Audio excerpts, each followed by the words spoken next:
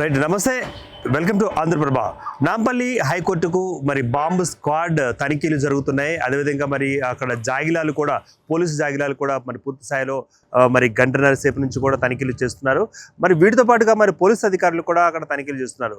మొత్తానికి నాంపల్లి హైకోర్టు పేల్చి వేస్తామంటూ కూడా ఒక మెయిల్ వచ్చింది. ఆ మెయిల్ కానీ మనం సారాంశాన్ని ఒకసారి పరిశీలించినట్లయితే మరి నాంపల్లి హైకోర్టును మరో 2 గంటలు మధ్యాహ్నం 2 గంటల కల్లా పేల్చి వేస్తున్నామంటూ ఆ యొక్క ఫేక్ ఐడి నుంచి ఒక మెయిల్ రావడం జరిగింది. సో మెయిల్ ఐడిని తీసుకున్న మరి ఆ అధికారులు కూడా అప్రమత్తంగా మారి సో మెయిల్ ఎక్కడి నుంచి వచ్చిందన్న కోణాన్ని, అదేవిధంగా మరి మధ్యాహ్నం 2 గంటలకు బాంబు పేలనుందన్న క్రమంలో మరి మెయిల్ వచ్చిన క్రమంలో దానికి సంబంధించిన మరి తగు చర్యలు కూడా తీసుకుంటున్నారు. మరి ఆ కోర్టు ఆవరణలో ఉన్న మరి జడ్జీలు, అదేవిధంగా మరి ఇతర న్యాయవాదులు, మరి అదేవిధంగా మరి ఒకవేళ కక్షిదారులు ఉంటే వారిని కూడా 11:30 కల్లా బయటికి పంపించడం జరిగింది.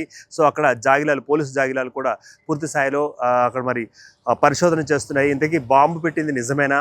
మరి ఇంతకుముందు కూడా మరి శంషాబాద్ ఎయిర్పోర్టుకు బాంబు పెట్టామంటూ కూడా మెయిల్స్ కొన్ని రావడం జరిగింది. ఫేక్ మెయిల్స్గా ఐడి మెయిల్స్ కూడా మొత్తం అంటే ఐడి మెయిల్స్ నుంచి ఫేక్ ఐడి మెయిల్గా అది గుర్తించడం జరిగింది.